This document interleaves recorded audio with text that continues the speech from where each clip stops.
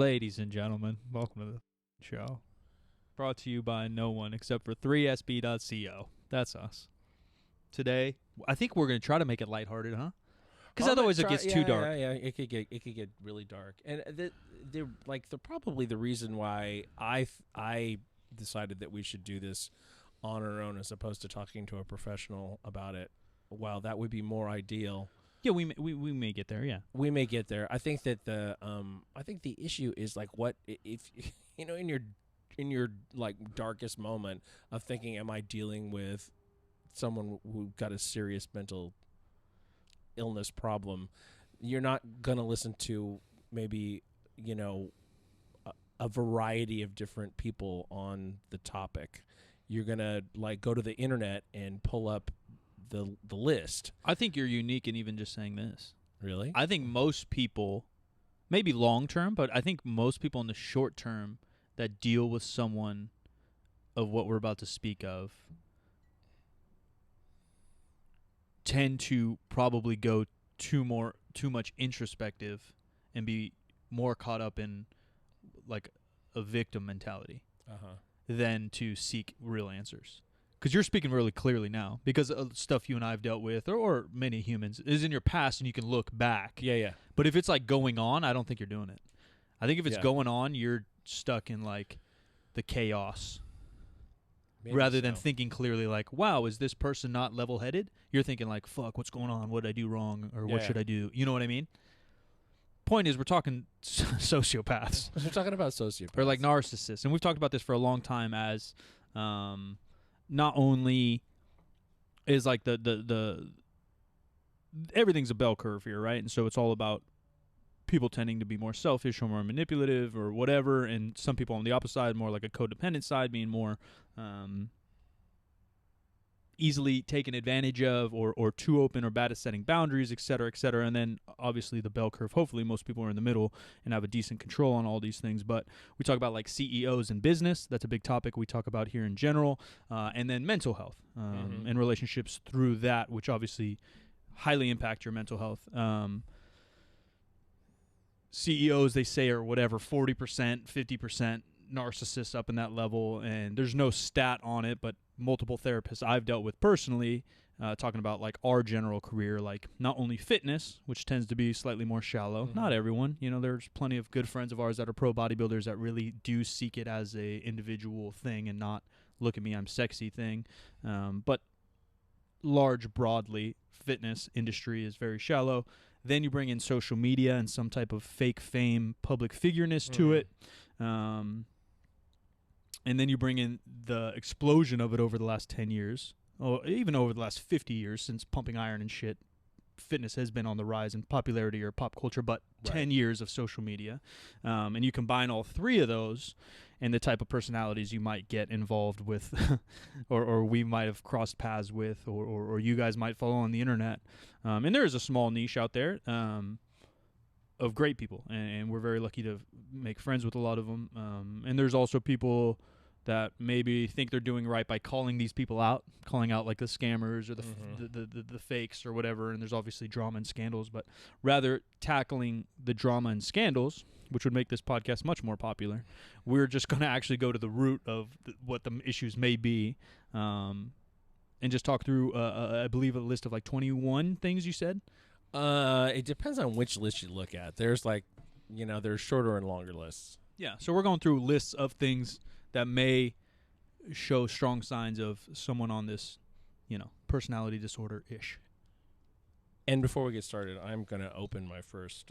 Have you never had one? Topo Chico, no. So... This stuff is popular. Since no one has sponsored us yet, you bastards, I've had Liquid Death, which is making a large social media push, I think, for not only water being in a can, but their branding's good and their story's good. But they literally say on their website they've made their sparkling water, they talk about like ounces per millisquare or whatever the fuck. They made theirs more like beer, so it's less carbonated.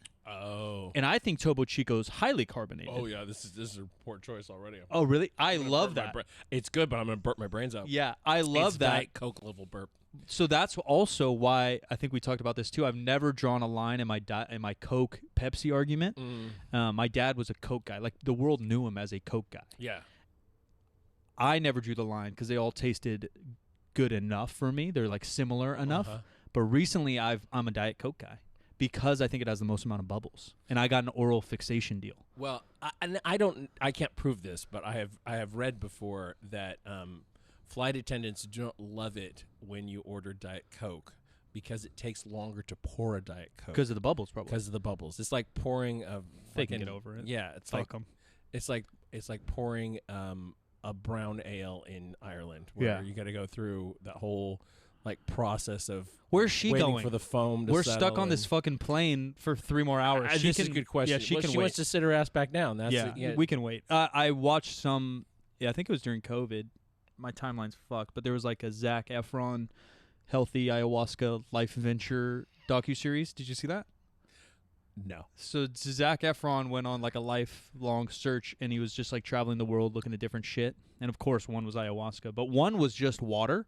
He just talked about water, and he did like a water tour of Europe and like a deep dive into expensive water and non-expensive water. And a lot of it has to do with obviously mineral content, what makes it like super expensive or like nice or what people like, and then bubble content.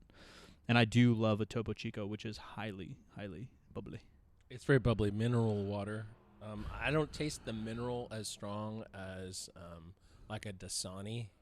And you like that or don't like that? I like Dasani. Yeah, I like Dasani I too. would bathe in Dasani if given the opportunity, but there's no bubbles there. Yeah. I don't know why I got a bubble deal. I need some bubbles in my life. Like I'll drink regular water. I drink it all day in this beautiful water bottle, but if there's bubbles involved, I'll literally chug it. I bought this highly pretentious Tahoe Lake spring water from the co-op. It was like fucking $6 or something absolutely stupid. It was a big bottle and it's glass, but holy fuck is it good. And then you're like, fuck, can I justify $6 water? And I'm like, I feel like life is so short. My dad used to say like, why do you make money if it's not to spend it? Yeah. And so I'm like, all right, $6 water, fuck it. It's not like I drink beers all day or something. You know what I mean? Like people do that all the time. Yeah. If you have one beer a night or go out to a beer. Our $12 espresso in New York. Yeah, I like that. I'd rather do that. Even like the coffee I drink now. Like if I'm gonna go get a coffee, I do drive through Starbucks because it's just so convenient. But like I don't mind spending our $9 latte downtown, where people complain about that so much, but then they're never complaining about a bar tab. No, that's true. The same people. Yeah, I just heard on the news radio too. I think it was in New York. Some places trying to. They're already like a stupid expensive, and I think you and I went to one in Vegas one time, like a burger spot with like $80 burgers and shit. I think you were with us. They have a $200 French fry. Oh, good God! With edible gold flakes, and like foie gras and all that shit. Like I don't want to have to pan my poop later. I kind of do, just because of that Dave Chappelle skit where he talks about he has a salt grinder and it's diamonds in there, and he was talking about making his dookie sparkle. And he's putting it on like a T-Rex egg or something. He has like a $1 billion. It's like a fake MTV Cribs, I think. Yeah, that's the one with the Cambodian breast milk. Yeah, and he has some like T-Rex egg he's trying to crack and fucking cook. Yeah, I don't mind my dookie sparkling from $200 fries. Like that's like, I don't know, man. What else am I gonna spend $200 on and have that good of a story? You're paying for the story at that right. point. And a little bit of the experience. And maybe it tastes good. But more the experience of telling the story later on. Almost a lifelong story. Where $200 could easily be a bar tab for 5 of us. And that story's not going to be good. Oh, for sure, yeah. Yeah, we each have 3 beers. That's not a good story. Well, unless somebody's telling a fucking great story or something. No, it's going to suck. It'd probably suck. But we're eating gold and we get sparkling dookies, and then now... I don't need my dookie to sparkle. I'm a legend. I really, really do not want to have the compulsion to, like, pan for gold in my toilet. I just don't want to do that. Yeah, but I don't know. I really do. I have to say though that not last night before last, I had like a lot of watermelon and then tomatoes with dinner. Yeah, And yesterday morning, I was beginning to wonder if I was bleeding internally. Experience. I was not, however, but I thought about it. Yeah. It seemed like a real possibility. We don't talk about poop on this show to that extent. We've evolved past that. But This is more educational. But this is more, yeah. Sparkling Dookie. I mean, Sparkling Dookie. let's dive into the list. What's number one sign that I'm hanging out with a sociopath? Do you? Yeah. Repeat. Oh, this is a test for me. This is a test. Maybe we Well- could go through that like that. We could. I've questioned myself. I think you're okay. Have you questioned yourself? Having previewed this list, I think you're okay. I think I'm okay. Am I insane to have questioned myself? For socio. Yeah. You're insane to question yourself. Maybe You're- not socio, you're- but psycho. you're- I've definitely thought I'm over there. Well, we might have to do that one too. I just think I that got it depends on how the clock runs. We might do narcissist and psychopath too, but and maybe this is an ego thing, but I've thought like, wow, and Kyle used to joke. I think he chilled out because he knew it was kind of real. He used to talk about how manipulative I am. He's like, there goes Mike manipulating again, and I call it charm. But the negative side of charm is manipulation. yeah, They're cousins. yeah. I don't know. I think that some of that is just being a good judge of people and knowing how to get from point A to where you want to be. That's where I know I would be like a solid lawyer because I do have that in me. I can throw, and if I'm up enough on a topic, I know I'm a good debater. Yeah. Sam is here helping us. My other son Jake is a just master negotiator because he can get a view of what people really want, and then he figures out how to shade them toward whatever. Yes, it's manipulative, but no, it's not. It's benignly manipulative. Like it's in What's your goal? It's in everybody benefits. Yeah. And I get what I want. Level of that's where I think or sales. I mean, that's what my dad was really good at that too. Yeah. I think I self-diagnosed that I'm not a psychopath because I don't use it for selfish things. Yeah, I'll use it in a joking conversation to prove I'm right. Yeah, you know what I mean. Well, first question. Yeah. First question is going to allay your fears a little bit here. The first question is: do you repeatedly lie to or trick others for your own gain or pleasure? I don't repeatedly lie, but I do have noticed. I probably tell. I don't. People say if you aren't telling the truth, you're lying. I don't. Do you know what I mean by that? I don't believe that. I don't believe that at all. You know what I mean? Like withholding the truth is not. Yeah, I don't believe that at all because there are too many social good reasons. Yeah. To not tell the entire truth. I think so too. Then I have no problem with that. Then I'm not number one because I think I do that a lot. Not only because I'm like, my circle's small, my brain's small, I'm small. I keep it tight. Yeah. So then I just don't. Yeah. So the this actually has a scale. It's not a yes or no. It's an always, often, sometimes, rarely, never. I'm somewhere in the middle, probably. You're a sometimes. If we're considering those white lies or withholding the truth. White lies. White lies, I was told as a kid. I feel like all those kid shows, they try to teach you morals. They always like fit that in there somehow. Like even Fresh Prince and shit. They say white lies are so bad. Like there's an episode of Fresh Prince, Full House, Tool Time, like all those main shows that I grew up learning my morals from besides the Catholic Church and my parents. There's always an episode of like how white lies spin into something huge. There's a clip that I watched on Twitter this morning. Bob Odenkirk, the comic actor. He was Saul in Breaking Bad, and he's in Better Call Saul. He collapsed yesterday on the set of Better Call Saul. He's in the hospital. Somebody posted this video clip from a Netflix movie or show or whatever that he's in, and it's set in a restaurant. And it's this guy and his young daughter, and then Odenkirk's character is sitting at the next table. And the father says, "Oh, there's no ice cream because it's cold outside. Like you can't make ice cream when it's cold because all the ice cream machines freeze up." And he's like looking over at Odenkirk and he's like winking at him, going, "Isn't that right?" And so to get his daughter not to have dessert. He weighs it. He just jumps into the deep end of this whole thing. It starts off with, like, you and I are good friends, right? Odenkirk says this to the dad, and then he's like, "Yeah, I'm rich," and he has to back him up. Yeah, I got a beautiful wife, and I have all the classic cars.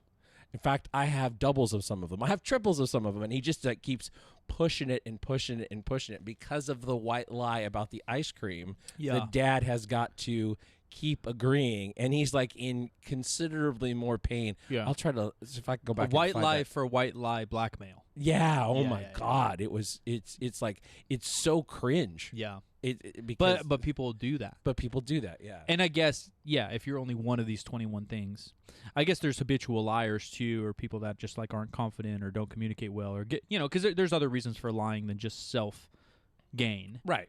Nerves. People just aren't good at communicating. They're scared. A fear of being vulnerable. Yeah. Also sparing other people's feelings. For sure, there's quote unquote good times to lie. Yeah.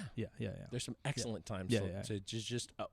It's really, people talk about lies of omission, I guess is really what it is. Yeah. And I'm 100% behind that, as long as the outcome isn't negative for everybody. Yeah. I do everything in my life with like the tiers of people. If you're way out here in the acquaintance, you're going to get a bunch of omission lies. You know what I mean? Yeah, because you don't need to know. You don't need to know. The intent's not going to be there. Yeah. I know the ripple effect won't be there, but like if you're my wife, I'm not married. If you're my wife, the omission lies will probably turn into something not good. Oh, Mike could be lying, and he might have a wife out there somewhere. We'll find out at Esther 21. Yeah, just like come right up. All right, so question number 2. Do you act impulsively? And this is the same scale, always, often, sometimes, rarely, never. This is where a bunch of these tests, and I probably have either done it in my head or read about this stuff or done it in therapy. I'm like pretty boring. I got like no impulsiveness or spontaneity in me. None, huh? I don't know. I'd like some, but I don't have much. This topo is burping me so hard. Dude, I love it. It feels good though. So you're saying I would say never? Half a step up from never, in between. Rarely. Probably not even rarely. You know me, I'm boring as shit. You're Yeah. Yeah. I take too long. It's taken me 2 years to get a dog. It took me 5 years to choose a house, 3 years to choose a car. Yeah. I can't just be like, fuck it. Even though I was a little spontaneous Saturday, I almost just went and bought a SUV. Oh. But then the dollars come up, and then I was like, I don't know if I need to do that. Yeah, I don't need it this bad. I'm a planner. I'm a painful planner. Yeah. Like my wife and I hadn't had a headboard for more than 10 years because we couldn't decide on one. Yeah, I'm like that. Yeah, we finally bought one. I finally said, you know what? I don't care. This one's good enough. Let's just buy it. Like our living room furniture needs to be changed out, but furniture's terrible to buy right now. Yeah, And everything. Yeah, it's just, and really the issue with it is that it's like 3 different shades of brown leather. So, because we didn't buy them at the same time. But is matchy in right now? I don't think so. I don't know either. Yeah, I think part of the issue is my anxiety. Being too spontaneous leads to more fear and anxiety of the future. Yeah. So like doing crazy shit. Yeah, so I'm a 0 there. Okay, so do you fail to plan ahead? Same scale, always, often, sometimes, rarely, never. Right, like think ahead of like perhaps what your actions or Mhm, repercussions. mhm, No, mhm. I fucking overthink the future. Yeah, that's me too. Yeah. Do you consistently fail to fulfill work obligations? I go through phases, but I don't think so. Yeah, I don't think so. I think I'm pretty on top of my I shit. have a theory about that kind of thing. If there's any kind of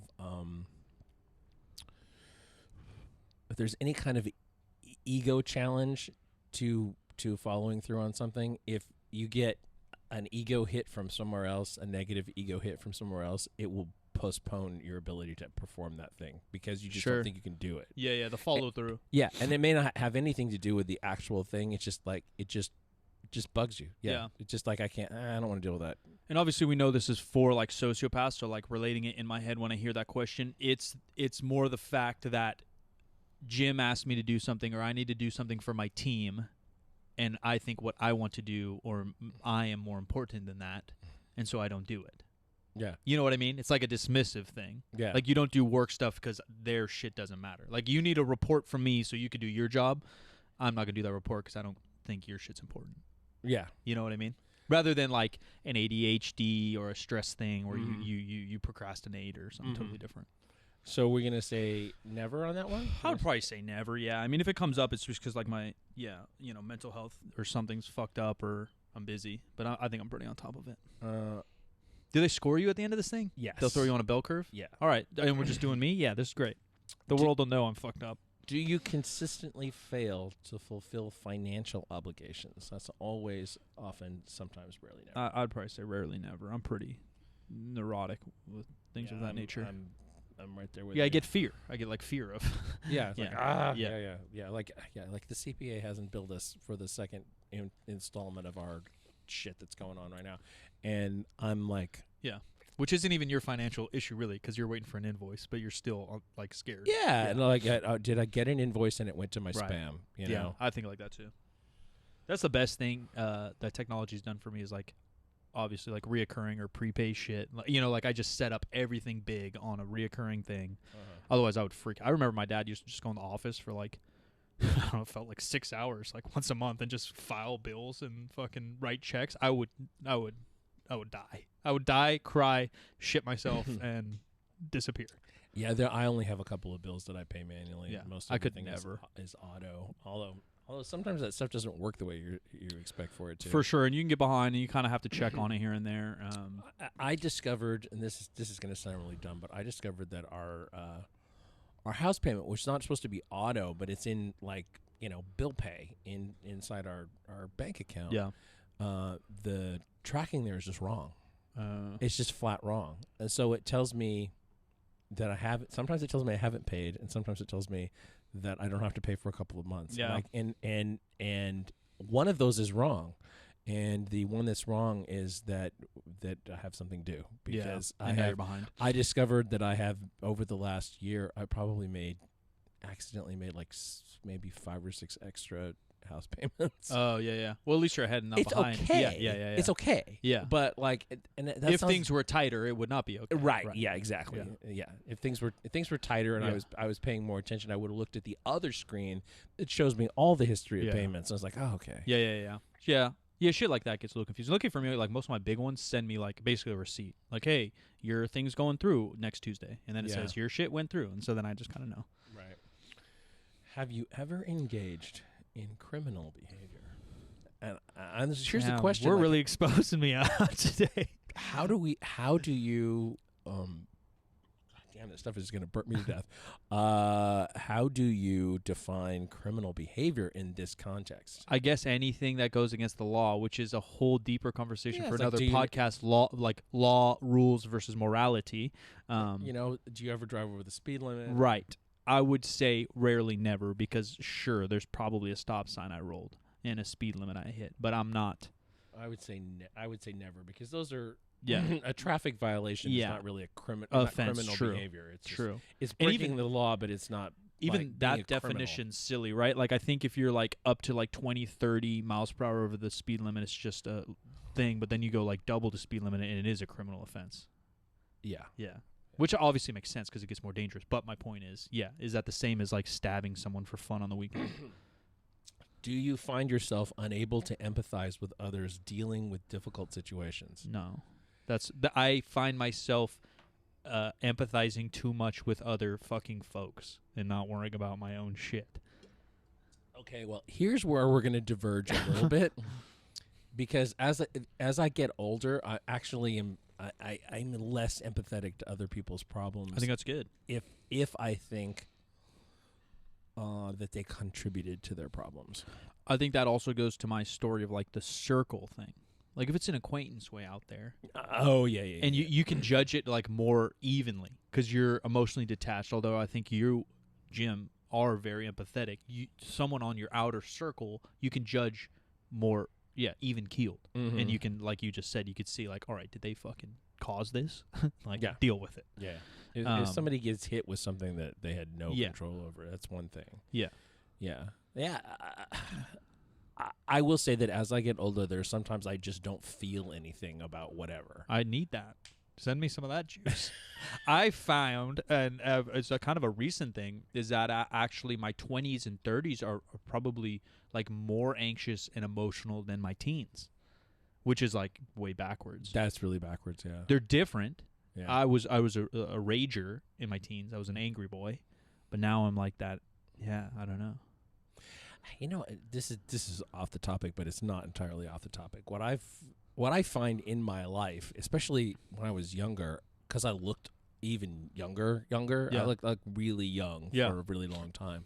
That people didn't want to hear what I had to say because they thought I was too young. Yeah, just dismissed you. Yeah, just completely dismissed me. Or if I got a little bit angry about something, then people, because it was not my normal way, Yeah. they would be more freaked out, Yeah. and it would have more impact. And that's probably still true. Even in like depending on the setting, a team setting, a group setting, like I find that those loud whiners, they do get the attention and like respect. Yeah. You know what I mean? I've just never been that guy, which sucks sometimes. Well, so yeah, for me, never. I'm just going to note that I just got a message that our friend Ryan Cove is watching us in, I think, Vietnam. Live Good morning, Vietnam. right now. And he said, I'm watching the podcast live, and that white lie that turns into more white lies and then turns into a black lie is the story of a narcissist's childhood. I've never heard of a black lie, but I get it.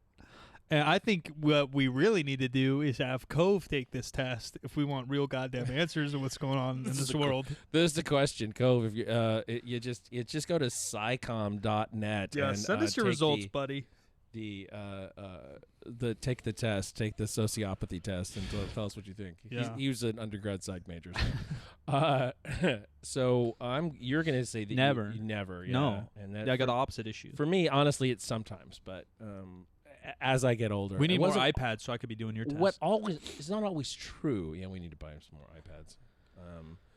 Not always true, and it was not always true of me. But as I get older, I was like, I don't know. I think too that I transfer some of that emotion, like I hold it, and then something else will bring it out. And if I become upset, it's not just the thing that's in front of me. It's like a whole bunch of stacked up stuff that I was just being numb about.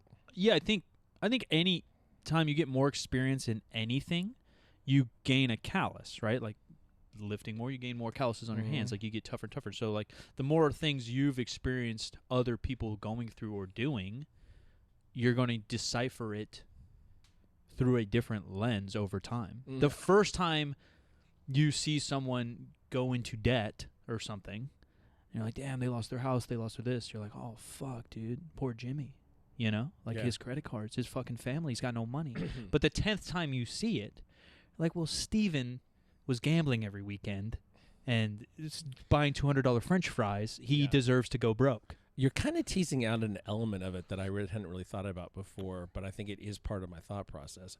What can I do about it? And if the answer is I nothing. can't do anything about it, Yeah. then I need to not. Yeah, let go. I struggle with that. Yeah, I got control issues, I think. That's probably why I'm somewhere on this sociopath thing. I want to control shit I can't. We'll see. I just want to control shit for a good reason, I think. We're having. My wife is telling me that she had to go to work, which is not something that ever happened. So there must have been something bad.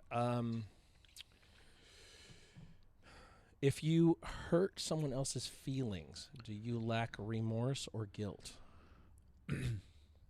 No. I would say rarely. And it never me. I'm like me the either, second yeah. one. I'm the second one because Rarely. mine depends on the circle. Right. My emotion depends on where I view you in my life. You know what I mean? Like, because some people I literally just don't give a fuck about. Yeah. I think, and I'm rightly so. Yeah, and I think I'm stupid and pathetic. But like, I don't worry- want to hurt them. Yeah, I worry about offending people. I don't want to offend people, but at the same time, like, I also don't want to be in a position where I have to be untruthful Right. to them. I'm going to be me at the in a end way of it. that hurts me just Right. to save their feelings. Right. I don't think I have that. That's where I'm not going to white lie for these folks way out here. Yeah. I'm not going to cross who I am or what I do. Yeah. No, I agree with you. Yeah, that's why I would say the one up from never. Okay. Are you aggressive? I used to be real aggressive. I don't think I'm aggressive anymore. I think we've probably, if you listen to every podcast we've ever done, you could probably put my story together better, you know? That's probably true. But we're coming up on 8 years. Yeah, but I basically killed that guy. Yeah. Or life stomped him out. He's gone. But he used to be full force. Yeah, he used to be that guy. I'm just lucky it happened when I was like 18, 19, 20, where I think a lot of young men have to do it when they're 25, 26, 27. You know what I mean? There's 30-year-olds in bars every weekend getting in dumb fights over chicks or stepping on my shoes and shit like that. You know what I mean? Yeah. That would have 1,000,000,000% been me. Yeah. But I just, life kind of stomped him out early, which is good. So no, you know me. I think I've blown up once publicly in the last 12 years. And that was on Dan. I almost killed him. And now he's your roommate. Yeah, and we were good friends then too. He was like, it was more like a little brother thing, but I lost control and almost killed him. I wanted to kill him. I didn't almost. I wanted to. It for crossed about your mind. No, yeah, 100%. I was just waiting for him to do something, and he was going to die. Yeah. Okay. Yeah, but that's 1 in 12 years for a guy with rage issues. That's pretty good. That's pretty good. Yeah. There's a lot of instances where I potentially could have killed someone along the way, and I didn't. And you didn't. Yeah. Yeah. Gold star. Yeah, claps in the chat for me, boys. Do you engage in unnecessary risk-taking or dangerous behavior with no regard for the safety of yourself or others?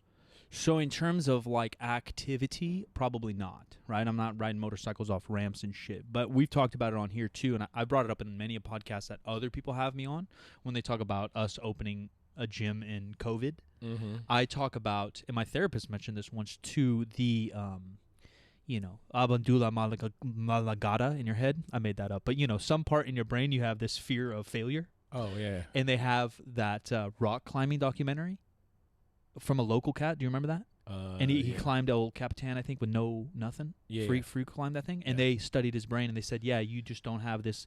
It's not lighting up that you're going to fall and die. He does his medulla oblongata is not. Yeah. It's not. It's suppressed. Sure. Mine's that sometimes with like work risks or money. But I'm not like buying reckless things. But it didn't faze me once to open this gym. It fazed me a lot, but I was willing to go through with it because it's a positioning thing. It makes sense to be positioned to come out of a pandemic and be able to be well positioned for whatever. It actually, I mean, historically, times of great risk are times 100%. Of great leverage. 100%. And so that's a good reason why to push that forward. I don't think of this as being. This is not the biggest risk anybody's ever taken. I guess for me, I had a huge coming to in my late 20s. And this is going to sound stupid because everyone's like, yeah, that's how life works. But I didn't think this way or work this way. That every choice I make, I can just as easily make a choice to undo or redo or switch directions right away. Yeah. I used to put more weight into choices.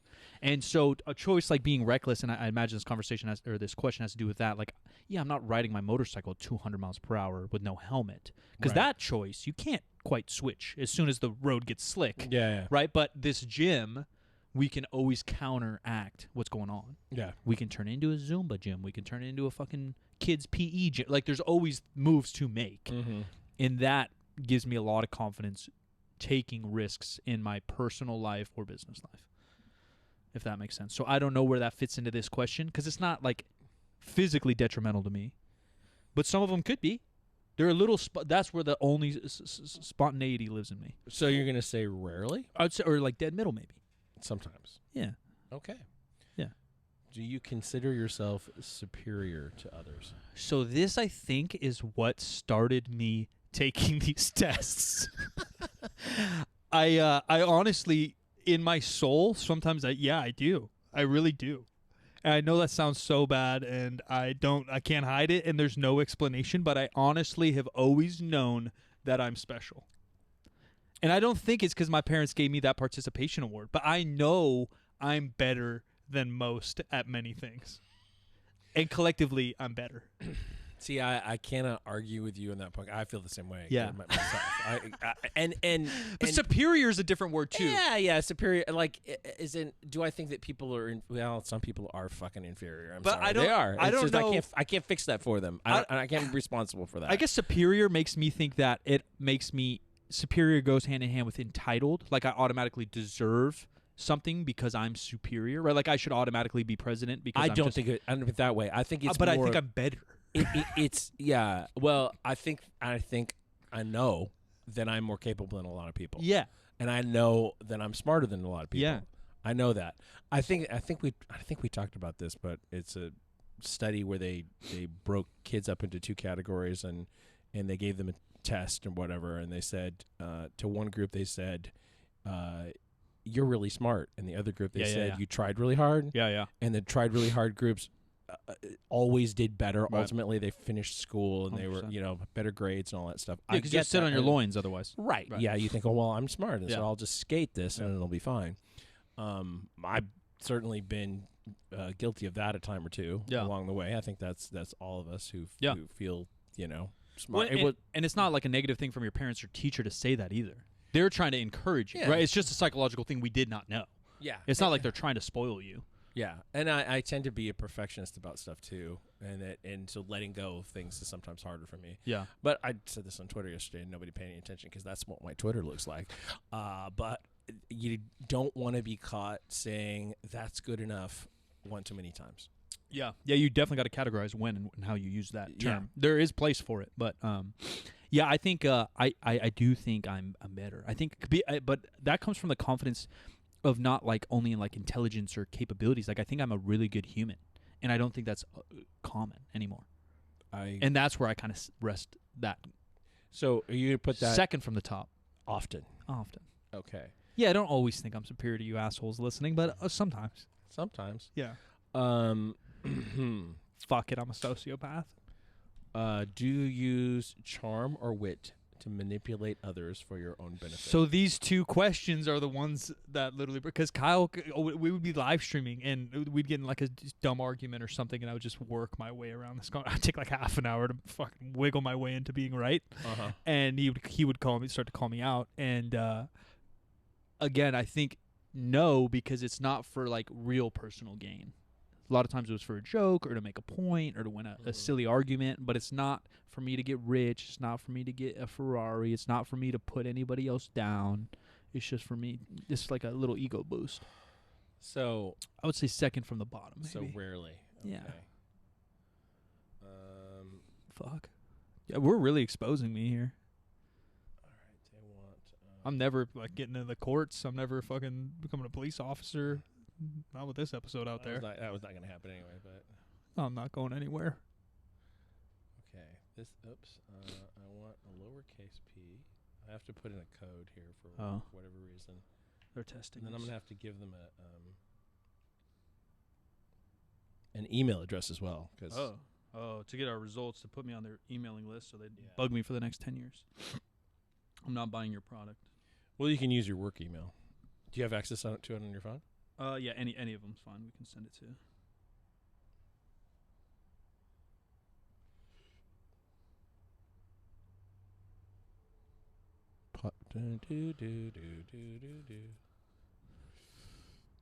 Is that it? That's all the questions? That's all the questions. Oh, I didn't know I was done. Oh, here we go.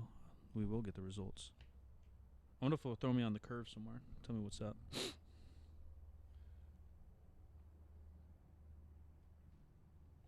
if I can do this without.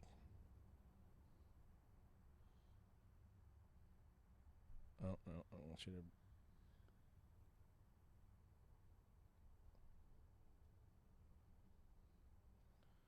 Okay. What didn't I fill in?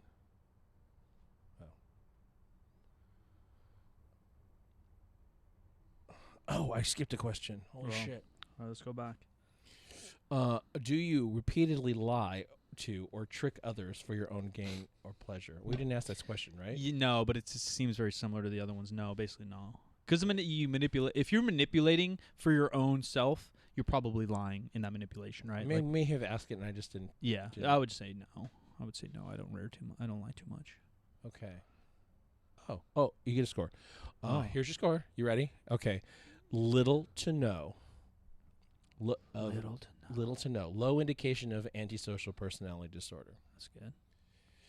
Although you sometimes describe yourself as being antisocial for sure. But I think like but what you're taking antisocial and you're smacking it on top of introverted. Right, and also like antisocial as a descriptor, meaning that I don't like social things, is different than like a disorder or like jargon of a personality disorder. Yeah. Right, or like like actually categorizing yourself, which I'm not, and it comes across so different because obviously in content I'm loud and whatever, which has nothing to do with it, but people put that into extroverted folks, and then also my capability to talk to people, small group, large group, one-on-one, is like one of my few talents. So then they automatically think that I'm enjoying myself or I'm gaining energy from that, and I'm not. I used to do a lot of seminars or travel the nation especially and do these big events with a lot of people, and I would literally get sick as fuck afterwards, and it's purely from, I know it's just an energy drain. Just being around that many people, being quote-unquote on, would kill me week after week after, like the worst flus I've ever had or whatever, just pure exhaustion. Really? Yeah. I didn't realize it was that bad. Every single trip. And then I didn't realize the pattern. I used to think like, oh, jet lag or oh, lack of sleep but like every single time. And then I started to pay more attention to my sleep, more attention to my food when I traveled and work out, and I would lock all those things in. I would still just fucking disappear.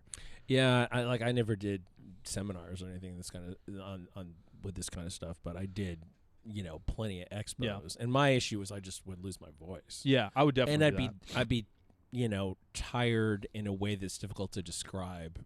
I feel like for people who've never been on stage of any kind, because that's really what it is. You're on stage. You're not. You're projecting a version of yourself. Yeah. Well, and so that even goes into like the lying or whatever. Right? Like I would never go to these expos and not be me. But I would also never go to these expos and not put my best foot forward when someone who supports me is meeting me for the first time. Right. So, like, I'm not going to sit there and necessarily act how I feel. I'm going to act the better part of me, but it's still me. Right. And so that's kind of, again, going to like omissive lies or whatever. Right. It's kind of in that spawn. But that wasn't for personal gain. That was to show genuine support for those that supported me. Yeah, exactly. You can't. It's a weird thing, and it is sometimes hard to reconcile within yourself that people become fans of things you do because you do things in public. Yeah. Yeah. This was actually a huge topic. I don't know if you want to skip the stuff and move into other things real quick. Tucker Carlson, I think, got approached in public. Yeah. And a guy was calling him out for some things he said or things he does. Yeah. And then other celebrities and other shows and other public figures on talk shows, The View and stuff, all showed their opinion on it. And then it goes to a further conversation of how these public figures or anyone in public should or should not be approached or confronted.